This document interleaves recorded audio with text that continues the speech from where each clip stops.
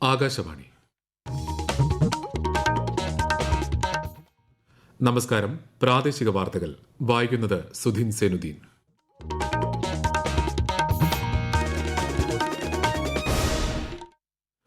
പ്രധാന വാർത്തകൾ.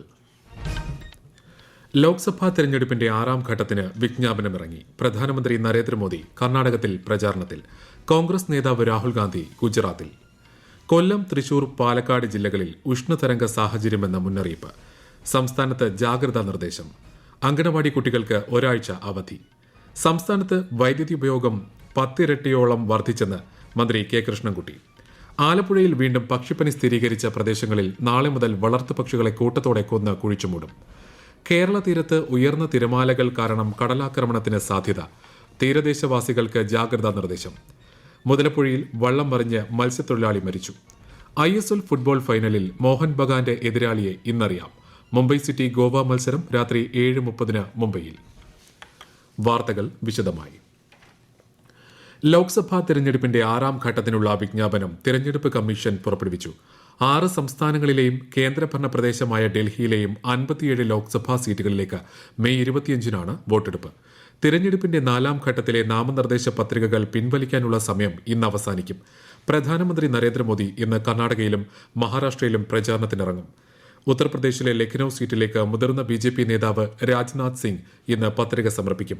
BJP നേതാവ് സ്മൃതി ഇറാനി അമേഠിയിൽ പത്രിക നൽകും. കോൺഗ്രസ് നേതാവ് രാഹുൽ ഗാന്ധി ഇന്ന് വടക്കൻ ഗുജറാത്തിലെ പാഠനിൽ പ്രചാരണത്തിലാണ്. കൊല്ലം, തൃശൂർ, പാലക്കാട് ജില്ലകളിൽ താപനില ഉയർന്നു നിൽക്കുന്നതിനാൽ ഉഷ്ണതരംഗ സാഹചര്യം ഉണ്ടാകാൻ ഇടയുണ്ടെന്ന് കേന്ദ്ര കാലാവസ്ഥാ വകുപ്പ് മുന്നറിയിപ്പ് നൽകി. പാലക്കാട് ജില്ലയിൽ തുടർച്ചയായ 3ാം ദിവസം താപനില 41 ഡിഗ്രിക്ക് മുകളിലാണ്. അടുത്ത മാസം 2 വരെ പാലക്കാട് ജില്ലയിൽ ഉയർന്ന താപനില 41 ഡിഗ്രി സെൽഷ്യസ് വരെയും കൊല്ലം, തൃശൂർ ജില്ലകളിൽ 40 ഡിഗ്രി സെൽഷ്യസ് വരെയും പത്തനംതിട്ട, കോട്ടയം, കോഴിക്കോട്, കണ്ണൂർ ജില്ലകളിൽ 38 ഡിഗ്രി സെൽഷ്യസ് വരെയും ഉയരുമെന്നാണ് മുന്നറിയിപ്പ്. അടുത്ത മാസം 2 വരെ സംസ്ഥാനത്തെ 12 ജില്ലയിൽ മഞ്ഞ ജാഗ്രത പ്രഖ്യാപിച്ചു. ഇതേ തുടർന്ന് കേരളത്തിൽ അതീവ ജാഗ്രതാ നിർദ്ദേശം നൽകി. കണ്ണൂരും പാലക്കാടും കഴിഞ്ഞ ദിവസങ്ങളിൽ സൂര്യാതാപമേറ്റുള്ള മരണം റിപ്പോർട്ട് ചെയ്തിട്ടുണ്ട്.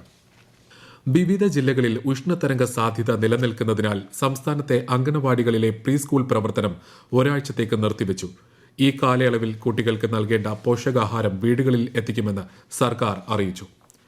തൃശൂർ, പാലക്കാട്, കൊല്ലം ജില്ലകളിൽ ഇന്നും കേന്ദ്ര കാലാവസ്ഥാ വകുപ്പ് ഉഷ്ണതരംഗ സാധ്യത പ്രവചിച്ചതോടെ ജാഗ്രത പുലർത്തണമെന്ന് മുന്നറിയിപ്പ്. നേരിട്ട് വെയിലേൽക്കുന്ന പുറം ജോലികൾ ക്രമീകരിക്കാൻ നിർദ്ദേശമുണ്ട്. വിശദാംശങ്ങളിലേക്ക്.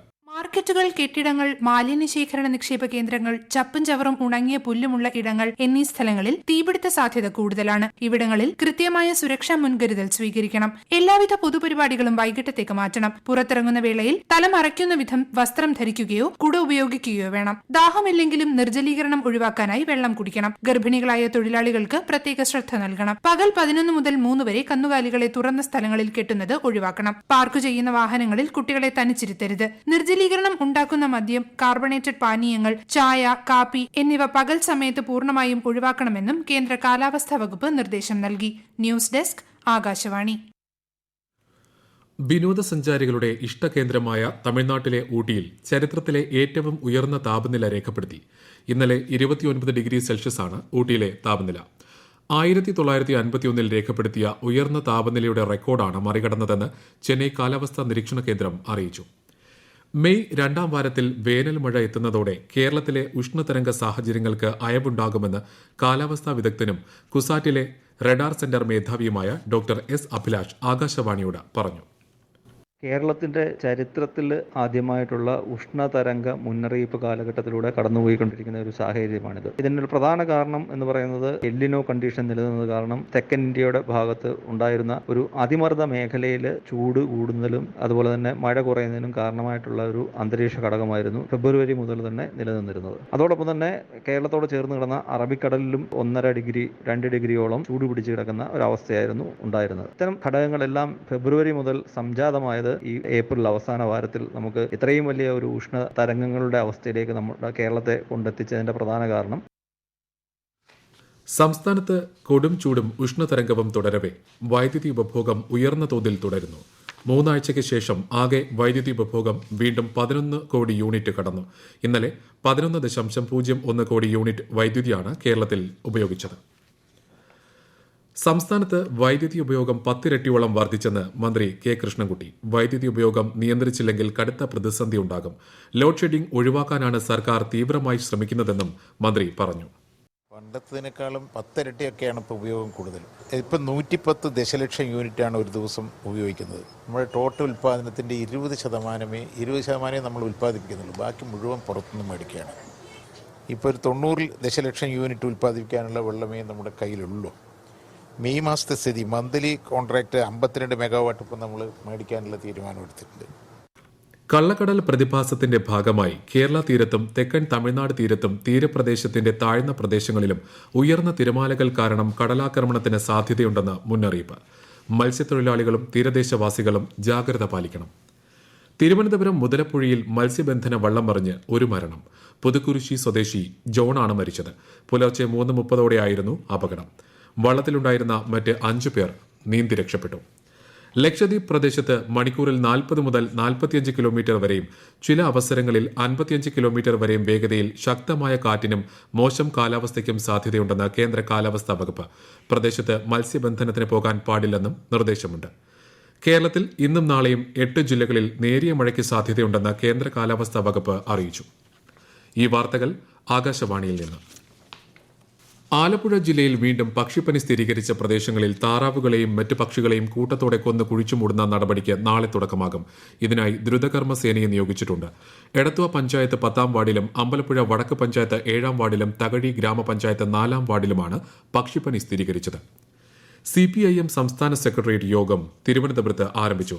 ലോക്സഭാ തെരഞ്ഞെടുപ്പ് അവലോകനമാണ് മുഖ്യ അജണ്ട. LDF കൺവീനർ EP ജയരാജനും പങ്കെടുക്കുന്നുണ്ട്. കഥാപ്രസംഗ കലയെ പരിപോഷിപ്പിക്കുന്നതിനായി കണ്ണൂർ പോത്താങ്കണ്ടം ആനന്ദഭവനത്തിന്റെ നേതൃത്വത്തിൽ പയ്യന്നൂരിൽ 3ാമത് കഥാപ്രസംഗ മഹോത്സവത്തിന് തുടക്കമായി.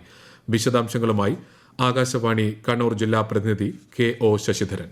കഥ പ്രസംഗരൂപത്തിൽ ആവിഷ്കരിക്കുന്നതാണ് കഥാപ്രസംഗം. 100 വർഷത്തെ പഴക്കമുണ്ട് കഥാപ്രസംഗം എന്ന കലാരൂപത്തിന്. സംസ്കാരത്തെയും മൂല്യങ്ങളെയും ഉയർത്തിപ്പിടിച്ച് കേൾവിക്കാരന്റെ ചിന്താധാരയെ പരിപോഷിപ്പിക്കുക എന്നതും കഥാപ്രസംഗ കലയുടെ ലക്ഷ്യമാണ്. സ്വാമി കൃഷ്ണാനന്ദ ഭാരതിയുടെ നേതൃത്വത്തിലുള്ള പെരിങ്ങോം പോത്താങ്കണ്ടം ആനന്ദഭവനത്തിന്റെ നേതൃത്വത്തിൽ പയ്യന്നൂർ ശ്രീപ്രഭ ഓഡിറ്റോറിയത്തിലാണ് 9 ദിവസം നീണ്ടുനിൽക്കുന്ന കഥാപ്രസംഗ മഹോത്സവത്തിന് തുടക്കമായത്. കേരളത്തിലെ അതിപ്രശസ്തരായ കാഥികരെ പങ്കെടുപ്പിച്ചുള്ള കഥാപ്രസംഗ മഹോത്സവം മെയ് 5 സമാപിക്കും. ഇന്ന് വൈകുന്നേരം ഇടക്കൊച്ചി സലീം കുമാർ, നാളെ MR പയ്യേട്ടം എന്നിവർ കഥാപ്രസംഗം അവതരിപ്പിക്കും. വസന്തകുമാർ സാംബശിവൻ, V ഹർഷകുമാർ എന്നിവരും വരും ദിവസങ്ങളിൽ എത്തുന്നുണ്ട്. ISLൽ ഇന്ന് നടക്കുന്ന 2ാം പാദ സെമിയിൽ മുംബൈ സിറ്റി ഗോവയെ നേരിടും. രാത്രി 7:30 മുംബൈ ഫുട്ബോൾ അരീനയിലാണ് മത്സരം.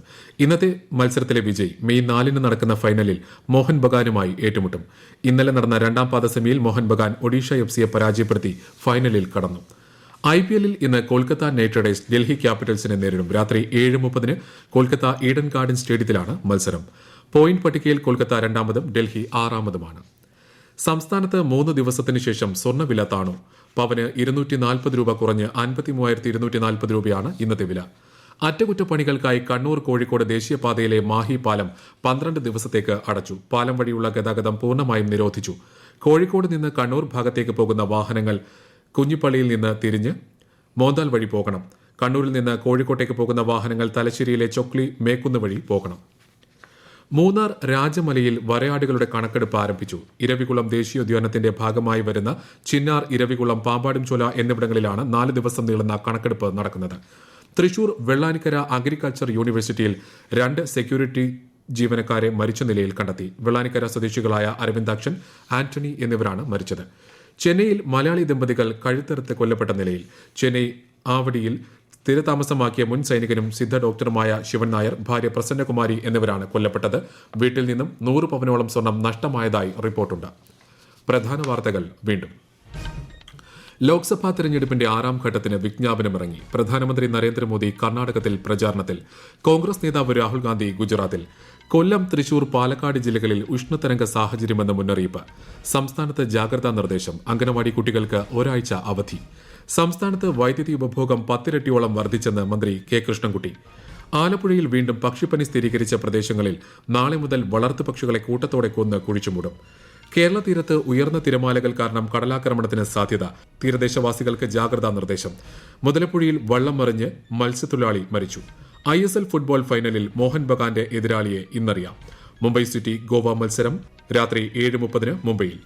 പ്രാദേശിക വാർത്തകൾ കഴിഞ്ഞു. അടുത്ത വാർത്താ പ്രക്ഷേപണം 12:50.